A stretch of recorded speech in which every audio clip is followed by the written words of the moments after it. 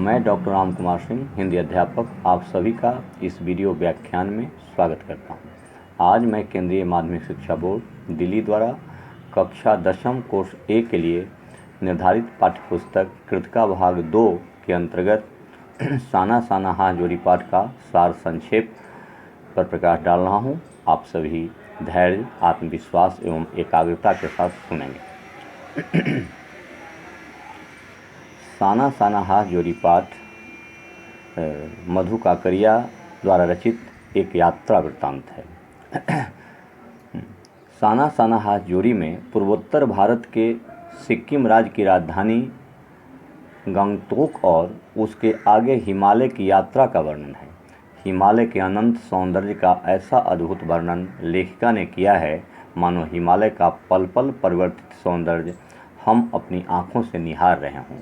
इस यात्रा वृत्तांत की विशेषता यह है कि लेखिका अपने सामाजिक दायित्व के प्रति सजग और मेहनतकश इंसानों के प्रति उसके मन में सम्मान का भाव भी है। लेखिका गंगटोक शहर को देखकर इतनी सम्मोहित होती है कि वह शून्य में खो जाती है। अचानक उसके ओठों से कुछ छूने लगता है जो उसने सुबह एक युवती से सीखा था। साना साना हाथ जोड़ी गरदहूँ प्रार्थना, हामरो जीवन तिमरो कौशली, अर्थात छोटे छोटे हाथ जोड़कर प्रार्थना कर रही हूँ कि मेरा सारा जीवन अच्छाइयों को समर्पित हो। सुबह लेखिका को युमथांग नामक स्थान के लिए जाना था। गंगटोक से 149 किलोमीटर की दूरी पर युमथांग था। लेखिका को बर्फ़ से ढकी चोटियाँ देखने का बहुत शौक़ था। उनके ड्राइवर कम गाइड जितेंद्र नार्गे ने बताया कि युमथांग यानी घाटियाँ सारे रास्ते हिमालय की गहनतम घाटियों और फूलों से लदी वादियाँ मिलेंगी आपको। आगे बढ़ें तो आप जीप पर जाते समय रास्ते में उन्हें सफ़ेद सफ़ेद बौद्ध पताकाएँ दिखाई दी। नार्गे ने बताया कि यहाँ बुद्ध की बड़ी मान्यता है। जब भी किसी बुद्धिस्ट की मृत्यु होती है, उसकी आत्मा की शांति के लिए शहर से दूर किसी भी पवित्र स्थान पर 108 श्वेत पताकाएँ फहरा दी जाती हैं। इन्हें उतारा नहीं जाता, बल्कि ये धीरे धीरे अपने आप नष्ट हो जाती हैं। कई बार किसी नए कार्य की शुरुआत में भी ये पताकाएँ लगा दी जाती हैं, पर वे रंगीन होती हैं। रास्ते में उन्हें जीप में से ही कवि लॉन्ग स्टॉप नामक स्थान देखा, जहाँ गाइड फिल्म की शूटिंग हुई थी। एक धर्म चक्र देखा। नार्गे ने बताया, यह धर्म चक्र है, प्रेयर व्हील। इसको घुमाने से सारे पाप धुल जाते हैं। लेखिका जीप की खिड़की से सिर निकालकर कभी आसमान को छूते पर्वतों के शिखर देखती, तो कभी ऊपर से दूध की धार की तरह झरझर गिरते जलप्रपातों को निहारती, और कभी चिकने चिकने गुलाबी पत्थरों के बीच इछलाकर बहती चांदी की तरह कौन मारती बनी ठनी तिस्ता नदी को देखती। रास्ते में एक झरना जिसे सभी ने कैमरे में कैद किया, वह था 7 सिस्टर वाटरफॉल। इसे देखकर ऐसा लगता है कि भीतर के सभी तामसिक विचार और दुष्ट वासनाएं इसकी निर्मल धारा में बह गए हों। जितेंद्र ने लेखिका को यह कहकर कि आगे इससे भी सुंदर नज़ारे मिलेंगे, आगे बढ़ने को मजबूर कर दिया। लेखिका हिमालय की माया और छाया के अनूठे खेल को देख रही थी। वहाँ अपने को निरंतर दे देने की अनुभूति कराते पर्वत, झरने, फूलों, वादियों और घाटियों के दुर्लभ नज़ारे थे। पहली बार एहसास हुआ, जीवन का आनंद है यही चलायमान सौंदर्य। ऐसा लग रहा था कि हम ईश्वर के बहुत निकट हैं। कुछ पहाड़ी औरतें पत्थरों पर बैठी पत्थर तोड़ रही थीं। कईयों की पीठ पर बंधी डोको यानी बड़ी टोकरी में उनके बच्चे भी बंधे हुए थे। कुछ कुदाल को भरपूर ताकत के साथ जमीन पर मार रही थीं। मातृत्व और श्रम साधना साथ साथ हो रही थी। वे सड़कों को चौड़ा करने का दुस्साध्य कार्य कर रही थीं। इन पत्थर तोड़ती पहाड़ियों के हाथों में पड़े ठाठे एक ही कहानी कह रहे थे। आम आदमी की कहानी हर जगह एक सी है कि सारी मलाई एक तरफ, सारे अभाव, सारे आंसू, यातना और वंचना एक तरफ। ऊपर चढ़ते चढ़ते मार्ग संकरे हो जा रहे थे। रास्ते पर जगह जगह लिखी चेतावनियाँ खतरों के प्रति सजग कर रही थीं। धीरे चलाएं, घर में बच्चे आपका इंतज़ार कर रहे हैं। आगे चलकर हमें दूध देने वाले याक दिखे, काले काले ढेर सारे याक।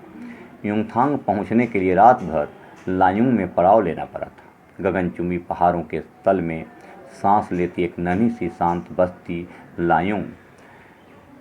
सारी दौड़ धूप से दूर जिंदगी जहां निश्चिंत सो रही थी। हम तिस्ता नदी के किनारे पर बसे लकड़ी के एक छोटे से घर में ठहरे। तिस्ता नदी के जल को अंजलि में लेकर लेखिका ने प्रार्थना की कि भीतर का सारा हलाहल, सारी तामसिकताएं इसी धारा में बह जाएं। एक सिक्किम युवक ने बताया कि कटाव नामक स्थान पर जाओ जहां सर्दियां बर्फ मिलेगी। कटाव यानी बर्फ़ का स्विट्ज़रलैंड लायुंग से 500 फीट ऊंचाई पर था और वहां का सफ़र करीब 2 घंटे का था। उम्मीद, आवेश और उत्तेजना के साथ अब सभी कटाव की तरफ बढ़े। रास्ते में पहाड़, पेड़, आकाश, घाटियाँ, सब पर बादलों की परत थी। सब कुछ बादलमय था। बारिश हो रही थी।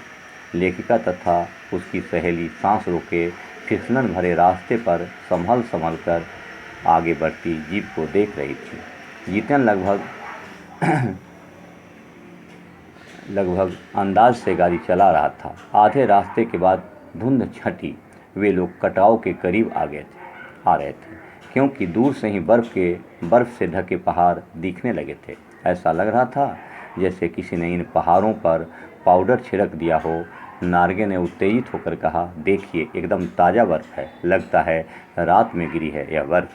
थोड़ा और आगे बढ़ने पर पूरी तरह बर्फ़ से ढके पहाड़ दिख रहे थे। ये पहाड़ चांदी जैसे चमक रहे थे। चारों ओर बिखरी बर्फीली सुंदरता सभी के मन को मोहने लगी थी। सभी जीप से उतरकर बर्फ़ पर कूदने लगे। कई सैलानी बर्फ़ पर लेटकर हर लम्हे की रंगत को कैमरे में कैद करने लग गए। ऐसा लग रहा था कि इसी विभोर कर देने वाली दिव्यता के बीच हमारे ऋषि मुनियों ने वेदों की रचना की होगी, जीवन सत्यों को खोजा होगा, सर्वे भवन्तु सुखिनः का महामंत्र पाया होगा।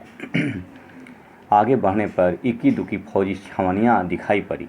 थोड़ी दूरी पर चीन की सीमा थी। एक फौजी ने बताया कि दुनिया चैन की नींद सो सके इसलिए वे लोग पहरा दे रहे हैं। लेखिका का मन उदास हो गया था कि हम वैशाख के महीने में 5 मिनट में ठिठुरने लगते हैं और हमारे नौजवान पौष और माघ में भी, जब सिवाय पेट्रोल के सब कुछ जम जाता है, तैनात रहते हैं।